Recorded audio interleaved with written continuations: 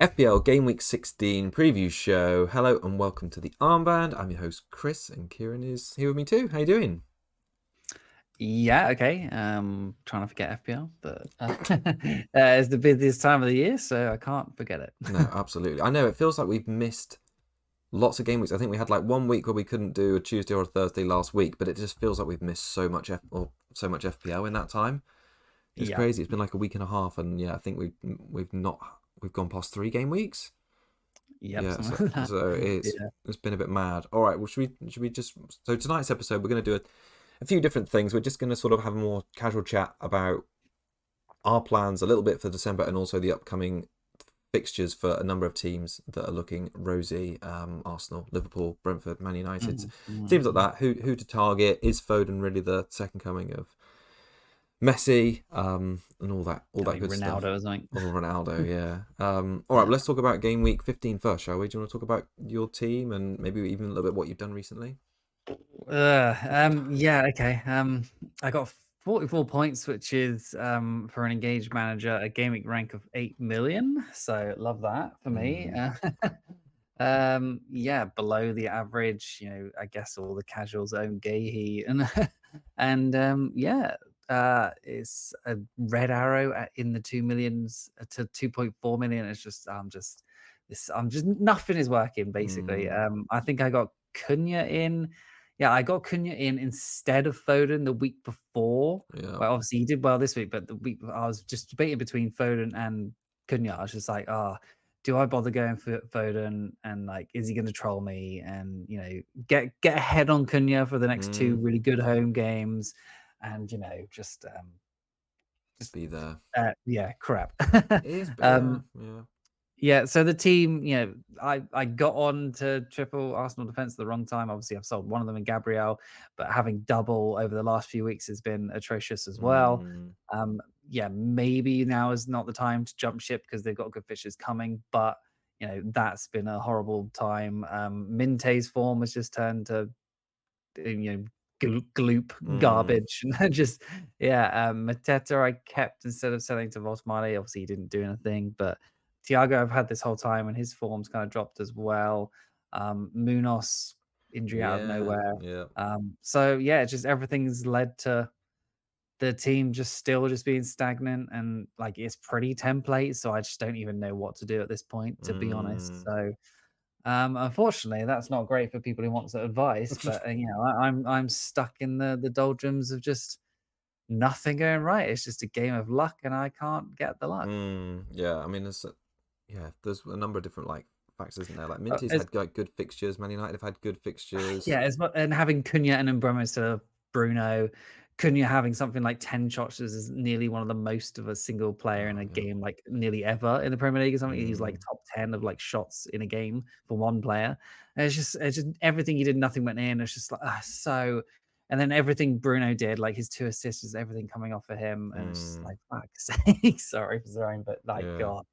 Yeah. Yeah, it was quite unbelievable, really. Like the amount of shots and XG United had. They had like 8 or 9 big chances, and obviously Wolves have to go to Arsenal next. But it's funny, I kind of feel like Arsenal can't put in a performance like that and score 4 or 5 goals in a game because I just feel like they're not set up to do that.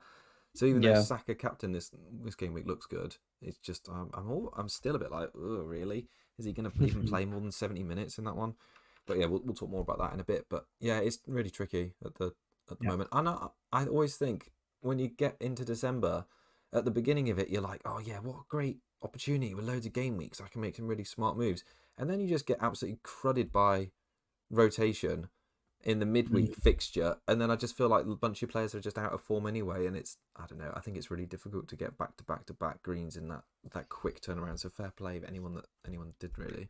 I mean, when I have been getting greens, they've been like basically like 100k in the 200 millions. It's just like, what the hell is going on? Honestly. Yeah, it's really tricky. Yeah. I think so. On my game week, it was similar to you with the double Arsenal defense that went obviously Saturday morning. I had no returns in defense. Anderson, Rodon. My only returners were Saka, Dewsbury Hall, and Bruno. So I bought Saka this week, but I was like net points down on that. I sold Van Dijk, for Ballard to Ford and Buemo up to Saka because I'd kind of seen enough after that Everton game. So I'm like 5 points down on that transfer. So that was probably in hindsight a bit too rushed because I probably could have waited a week, but I had nothing else to do with my transfers, and yeah, maybe 5 points in the grand scheme of things, not too bad for longer term. But yeah, we'll see. Defense looks a bit weak at the minute, but all these 5 free transfers, we'll talk a little bit about what moves we've made, I suppose, because we've both made a couple already. And I do think it's a bit funny. It's made all the transfers a bit balked, isn't it? Like Foden's price increases again have just been off the chart. Like he went up again last night. I think is he 8.6 now? Yeah. He's 26% owned on the time of recording, and he's no longer differential. There's almost no point buying him now. yeah. I just had 829,000 transfers in this week, and the next most is Thiago with 600,000. I think it's interesting that Thiago's got that many when he's just back to back blanked. But I guess it's probably just looking at total points. Well, the next 2 fixtures as well, I guess. Yeah. Even though Leeds look quite good at the moment, but yeah. Well, so tonight, like I said, we've got a few different type of things to talk about, but we were just going to run the rule over some of the upcoming fixtures, really, because it is a busy December period. I've got Rob T's fixtures up on, or fixture graphic up on screen now. He's obviously on X, you can follow him, and it sort of weights out like who's the most likely to score heavily this weekend and who's the most likely to keep a clean sheet.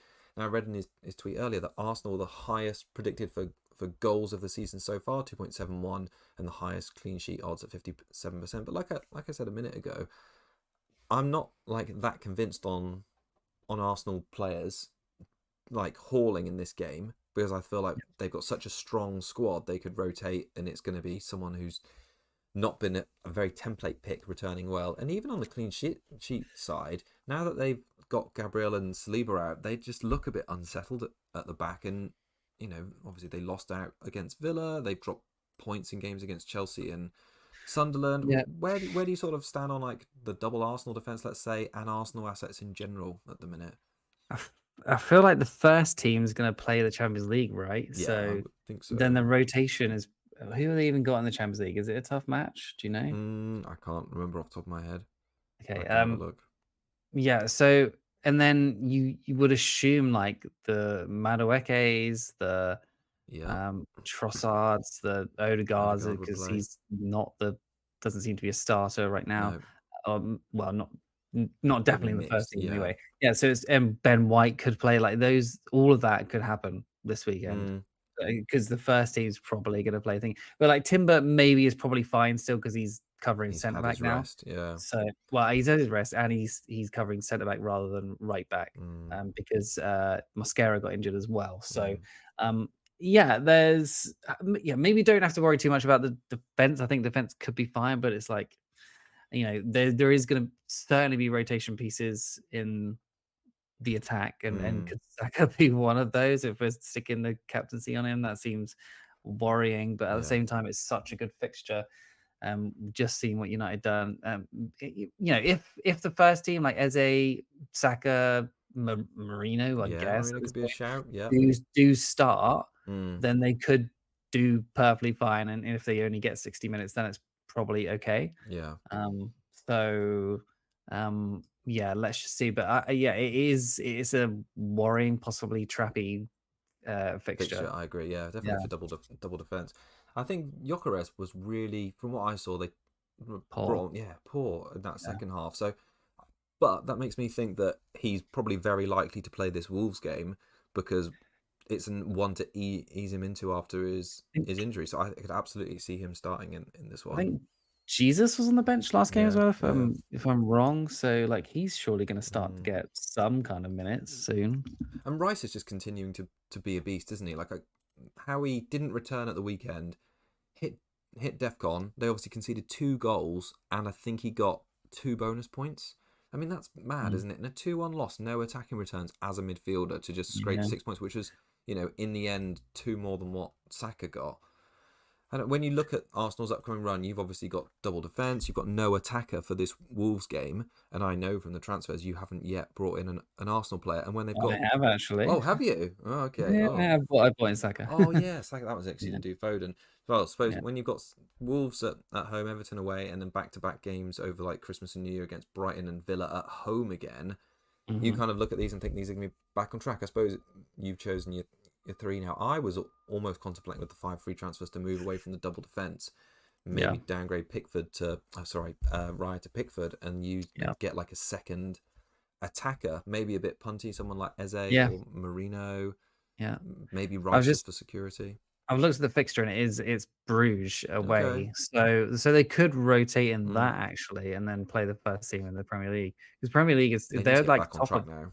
They're top of the Champions League table, so they could probably afford a loss, which they probably still won't lose. Then they could just make the Premier League the priority for at least for the time being.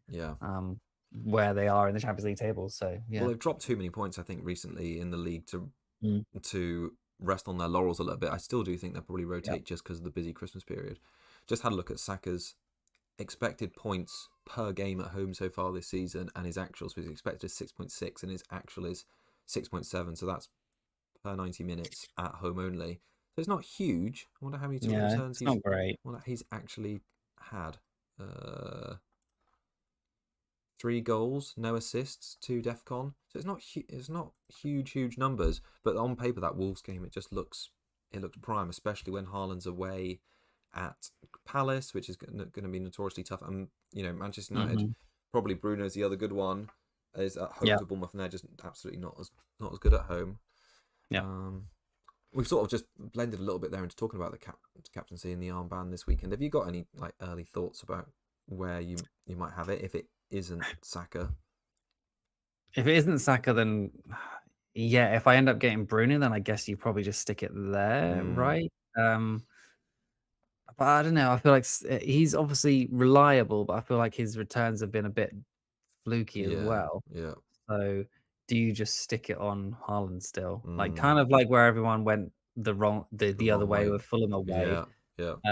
Whereas just and he still did really well. So why can't he do really well against Palace? Like he could. Yeah. But like a back three, maybe like 2 people kind of marking him, and the Carrara and Gehi could sort of put him out of the game a little bit. It could be a Foden type game. Yeah, that's true.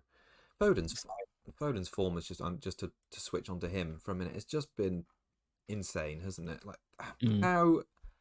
So I think it was game week 14 that I played my free hit at the beginning of that week, and I was not sold on Foden at all. He'd had one.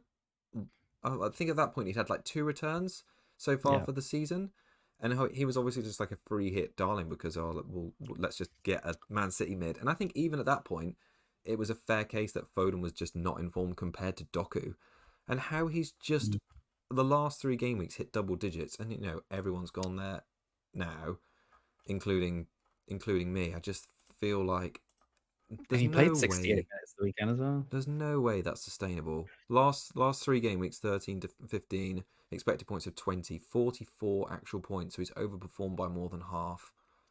Yeah, he's a streaky confidence player, he always has been, and this is absolutely showing that. So he played 68 minutes at Sunderland, so he's probably going to play Champions League, and then he'll probably play again at Palace. So I think, is it going to continue? Maybe not, but it probably is the sort of game for him, I think, more than Haaland. So I think City's fixtures are probably still okay, aren't they? I think the West Ham at home one is the really juicy one. I think their 2 away games are actually, well, even their 3 away games are quite tricky. Like Palace, tough. Forest is not going to be a big multiple goal scoring game, and the same with Sunderland. I think they're quite good at home. I didn't expect them to lose by 3, to be honest, but I suppose it was away. So I think there's some tough games there for City, but at the same time his ownership is just shooting up. I feel like I don't want to be on the wrong side of another haul there, because it's just as likely to happen as not, really. And the bank of mids at the moment is pretty low. It is bad, isn't it? Because the Abuemos and whoever else is going to AFCON, it's Semenyo doing nothing now. There really is Minte doing nothing, Enzo doing nothing. All the Liverpool mids unreliable. There's pretty much no one to buy. I know. So that. Semenyo has been so bad recently. It's just again he could have got returned in that Sunderland game, but otherwise he's just been really uninspiring. If I just have a look at the top point scoring mids in 12 to game week 15, it is Foden, then it's Dewsbury Hall, then Bruno, then the other like Bruno Guimaraes, who's again we spoke him or you like bigged him up and like, oh, we're gonna get him ahead of after that Everton game, and he's just been quality since then. Goal off the bench and a goal from a corner, maybe not sustainable. Yeah, a bit like Harry Wilson perhaps with that crazy goal against Spurs, and then the other goal. But there's been the picks in midfield are harder to call. But maybe that, when you mentioned it a minute ago, but the Liverpool and Salah thing, we should probably touch on that a little bit and how that affects their other assets. So as of where we are like now recording on Tuesday, he's not gone for this Milan game. He obviously tried to throw everyone under the bus but himself. With that call, Slot then he basically just said he didn't agree with him really, and if he wants to talk to him, he can. I feel like the writing's on the wall for he's going to go to AFCON. He's obviously not going to play this weekend. Go to AFCON, and then in January when he comes back, they'll probably sell him to. I just don't see how he comes back from that very well, really. Like he's already been benched before this comes out, and I don't know how that's going to make it any easier. Yeah, he's trying to get Slot fired, I guess. It's surely not going to work, is it? I mean, yeah, before anything happened with Salah, then people were talking about Slot losing his job. So, I mean, like it could happen. But does that mean that is gonna? I don't know. You've seen his form kind of switch like so quickly a few times. Like, when he got that contract, and his form just dropped off as well. Like he's not been good since that contract. No. At the end of last year, and obviously, and Gakpo's injured now as well. Got a knock. So it's like, do you go for Verts? Do you go for like? It's Isak's probably Szoboszlai at the moment.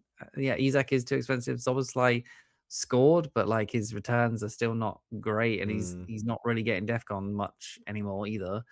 So yeah, his since game week 9, since he last scored, it was 2, 1, 2, 3, 2, and then 8 last week. So, and he's on 4 yellow cards. So, yeah, we kind of there's not much. We need Isak to get injured because I think Etike would be like the reliable pick. You just quite happily have him in my team if Isak was out. Like their fixtures, they're second on Hub's like attacking fixtures for the next 4 game weeks. Yeah, Brighton at home this game week, which I think is a good fixture. Tottenham, I mean, every fixture at the moment is difficult for Liverpool, but they are scoring. Away against Spurs will be like an open game, then home against Wolves and Leeds over Boxing Day and New Year. And I do want to go for a Liverpool attacking player in this time because I think like they can't defend at the moment, so they're just trying to offset that by scoring well. And if Gakpo didn't have this knock, I think he would probably be my top pick there. Well, you probably just have to go for Ekitike then. Isn't it? Like who else is Szoboszlai is not going to be consistent in attacking returns. And then there's no one else like Verts. You've seen it. He hasn't got a return in the Premier League. I think I guess he got an assist for that goal the other day, didn't he? So, I think weirdly enough, I think Cunha might be an okay buy now. Just for the fixtures for Man United, they're top of the ticker. Is that right? So. On this one, they're close to the top. They're like third. Yeah. They've got Bournemouth, then away at Villa, then back-to-back home against Newcastle and Wolves. Which isn't great, obviously, the Villa and Newcastle fixture, but you could see them possibly at least scoring. I think it's worse for them they're at home for all these games. They just seem to just freeze up when they're at home. They just don't seem to know how to break a team down. Yeah. But like away against Palace, they were fine. And away against Wolves, good, and Spurs. The teams that are going to, like Villa and Newcastle, are going to attack them, so that the breaking down part might not be an issue if there's space. So yeah. And Cunha, 10 shots is like the scout thing where they do the expected, what is it like expected points or something from a player, like when who's coming or whatever the hell it's called. That could be a thing for Cunha with how many shots he's had, how many chances, and his XG was probably pretty high. Maybe I'm just clutching at straws. I'm just thinking, maybe do I have to get rid of him or do I just keep him? Like, do I just go from Cunha to Bruno with these moves? Seems kind of sideways, but I probably have to. I just feel like Bruno's just got like so many routes to points, and like you say, like he seemed to get like quite a lot of penalties. He creates so many chances. I think his open play goal threat is really low though. Like his 2 open play goals this season have been that one against Wolves the other night where Cunha basically nearly slipped, Bruno slipped, and then somehow squeezed it in. And then he had like one headed goal against Chelsea when they maybe had 10 men. And otherwise, I think it's been all penalties. I can't remember any others. So, yeah. But despite that, obviously they get a lot of penalties. He's on set pieces, and we know, he's on DEFCON. He's the highest scoring midfielder now. So, yeah, I would probably still not highly owned either. Can we talk about Palace defense next? Like Yeah. Palace assets, what to do with them? I've spoiler, I guess. Sold Mateta already. And then I've got Munoz here, obviously, is sitting with a knee injury flag, which apparently is minor. Okay. But then he's also 4 yellow cards. And their fixtures are pretty bad, you'd think, from a perspective of clean sheet. So City, Leeds, Tottenham, Fulham, Newcastle, Villa, Sunderland, Chelsea, Forest, and then Brighton. Then after that, they got Burnley home, Wolves at home. But yeah, I think that run doesn't scream clean sheets to me, even though, our friend George said to us, like, don't you think they're like, reliable enough in any fixture for a clean sheet? Like, yeah, maybe, but like, Munoz with 4 yellows and an injury, like, do I just get rid and just bet against them for now? I think they've just been unbelievably good defensively so far this season. Like 7 clean sheets, the second highest after Arsenal, and maybe the fixtures have suited them. I think I don't think any of their players are defenders are necessarily a sell because their prices are quite friendly. Like, so what do you do with Munoz then? Do you just keep him? Yeah, well, I think if he's out for, let's say, 2 game weeks, then he's definitely a consideration to sell, and maybe to another Palace defender. I mean, they're really reliable for DEFCON. They all seem to, Gahey seems to have this magic attacking threat now. Richards and Lacroix both obviously. I think Lacroix's a bit out of the picture now because Richards is also quite good on DEFCON and he's cheaper. I kind of feel like you would just keep it. He just seems to play the same team every week with very little rotation. They've obviously. So did you just go to Gahey then? Probably. Unless you really need the money for Richards, but Gahey, like, do you expect these returns to continue? Like, I mean, I didn't expect them to continue after like the first one, and they have. Yeah, I think it's really difficult to choose defenders. You've done well because you didn't sell Senesi, I think. I never had Senesi. Oh, where did I see? Oh, maybe. Oh no, ignore me then. But like a lot of people didn't sell Senesi, and he obviously returned well. I think he's fine, but there isn't many. Yeah, DEFCON, really reliable DEFCONers. That's kind of why I bought Ballard. He looks like a reliable DEFCOner, and he's got quite a lot of goal threat. So I was just thinking he seems fine. He's probably a bit too expensive, but yeah, Richards is there. Gahey's there. Yeah, I think if Munoz is out, that's probably where I would go. I mean, he's had 9 shots in the box. Munoz has had 13, so it's not like it's a huge difference. DEFCON, he's got 12 to Munoz's 6. So yeah, he's also created 4 big chances. It's maybe not a surprise. It probably is someone I could do without selling in these transfers, I suppose. But it just depends of what his injury's like and how long he's out. And obviously, you don't really want to play him against City at home anyway, really, I guess, unless you. Oh, I probably would. Yeah, goal threat. You probably would. Yeah. He's probably going to be out this week, I would imagine. So, yeah. Do you think? Okay. I would guess so. I would guess so. They're getting injured, which we thought would happen because of their amount of games. Like they've had Sarr out now, and now if they get Munoz out too, that's like 2 of, let's say, their 3 core player or core FPL picks, maybe even 4 now with Gahey instead of Mateta. And even Mateta being, like you say, being managed, he's been taken off around 60 minutes. That's why he's not a pick anymore. And I've just brought up the fixture schedule. So they've got Shelbourne, whoever they are, away in the Conference League on Thursday, and then on Sunday, like lunchtime, they've got City, and then 4 days later they're playing at home against Cups in the Conference League, and then 2 days later they're away at Leeds, and then 3 days after that they're away at Palace, and then I think it's another 5 days after that they got Spurs, and then 3 days it's Fulham, and then it's their break. But it's just nuts amount of games. So I think it's probably not a surprise they're losing all these players to injury, and that's what I mean. Like, do I just jump off, go somewhere else? Yeah. Yeah, they're trying to pick who that team is that have also got fair DEFCON. Anderson's, but you've already got him. Anderson has got really nice fixtures coming up. He's not got loads of commitments. It's probably like Newcastle defender, I guess, but then their defcons are not great either, and their fixtures are not particularly good either. Well, I mean, the next 3 are not great, but then after that, they're good. West Ham maybe might be an option. Oh God, you should. That Todibo, the people are saying that he's been good recently, and I'm like, you sure? But yeah, yeah. You're not sure, are you? No. Yeah, I think it's difficult to choose any defenders because I think you narrow your focus. Well, for me anyway, like narrow my focus. I think who looks like a good defcon pick, and go from there. Everton have kept 6 clean sheets so far this season, which is the 3rd highest total, but their fixtures are pretty naff. Chelsea away, Arsenal home, Burnley away, Forest away. Maybe that Burnley and Forest game might be tight, but yeah, it's really tricky to pick a midfield from a defender from another team at the moment. Yeah, it's weird because there's so many more picks this season because of defcons and even in the mids, but like the pool of players right now seems very little. yeah, agree. There's probably only about 20. Maybe one of the Brighton defenders. They seem to be returning like way above their station at the minute.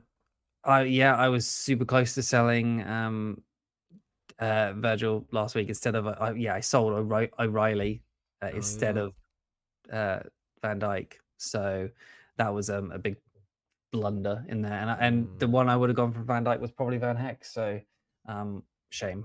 You could probably get O'Reilly back still, like Aït-Nouri's going, isn't he? Well, they're talking about what's his name, rotation with O'Reilly. So yeah, it just put me off slightly. That's why I did sell, but like he didn't obviously rotate him. But maybe we'll just rotate him in Champions League again, and it'll be fine. Right, let's have a quick look at the rest of the fixtures. And so we talked about a bit about Liverpool, Burnley and Fulham's probably not that relevant. West Ham against Villa. I mean, Villa have been amazing, but they haven't really got any FPL picks. Watkins has like popped up a little bit because of those 2 goals against Brighton, but minutes. So sadly, I don't really think the fixtures aren't good either. I don't think. And obviously, Cash scored the week after free hit, which is great. Yeah. Sunderland and Newcastle. I think not really too many picks in there. I think everyone's going a bit cold on Walter Mardy because he doesn't have penalties. Brentford Leeds. I feel like everyone and their mum's on Thiago at the minute, and maybe their Brentford defenders could be an option. Their fixtures were like okay, and 2 of them like not bad for Defcon. They've got Leeds, Bournemouth, and Tottenham at home with Wolves away in the next 4, so that's pretty good. Chelsea, Everton. We haven't really spoken about Palmer being back. That's quite exciting. Yeah, I think they said he can't. I think I heard that he can't play 2 games out in 3 days or whatever it was. Like every other game he's gonna miss or something. So he's not in the Champions League squad apparently. So that he's gonna be managed minutes to start with for sure. Fair. Yeah, I feel like that's just like inevitable that he's gonna get injured again regardless, but I hope not. Yeah, he might be one of those players that just now his career is just done almost still because of just constant injuries. Yeah, I feel like especially if it's something they're just managing rather than it's not like an operation like a Zaha or something. Yeah, I hope not. Arsenal Wolves we've obviously spoken about. Palace and Man City. Forest against Tottenham seems like don't want to talk about that too much. Yeah, a little bit of dead rubber. And then Monday we've got Man United against Bournemouth, which we've spoken about. So should we just do a quick recap of what our teams are looking like with more of that a bit later in the week? Yeah, sure. All right, we'll just talk about our transfers a little bit. Let's do mine first. So I've switched to 4-4-2, like I mentioned with oh no, sorry, this is your team on screen. You go for it. I thought it looked like mine. Yeah, so I did Mateta and who was it? Mbuemo to Gui and Gu or whatever to Saka. I've used bench boost, so I don't need Gui money or Mateta a third. So he's just there on the bench. I'll probably So I've got issues still. I feel like the Van Dijk is an issue. Munoz, I don't know about an issue. Minte is starting to be an issue. Like he's been pretty bad. I think he's had like 1 goal, but then like 7 assists. So, but like the last 3 been pretty bad. So, after Liverpool though, like Sunderland home, decent.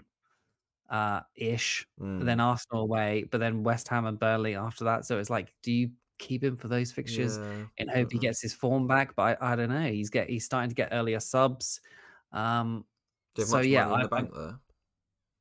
At the moment there is 2.1 million. Okay. So I'm looking at King up to Dewsbury Hall just because King is just not a thing really anymore. No, He's he's getting not. mins, but he's not starting. Like Smith Rowe is starting to pick up form, so King probably needs to go and just to have, because I've got Gui now, or Goo, just to have Dewsbury Hall as the 5th mid / first bench when I need him. That would be really good. And then I'll just I guess I need to think about what to do with Cunha. Whether I get Minte up to Bruno, that could be a thing, and I could sell Van Dijk maybe, or Munoz, or a Riot just for extra funds. And then then I think my team would look pretty good.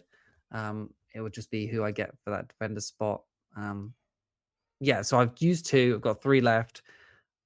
Might need 4 just to sort this team out. But then I do also have a free hit, so I'm just wondering when the hell to use that. It probably could be a good week for it this week, but I think these transfers is what I'm heading for at the moment. So that's it right now. Looks good.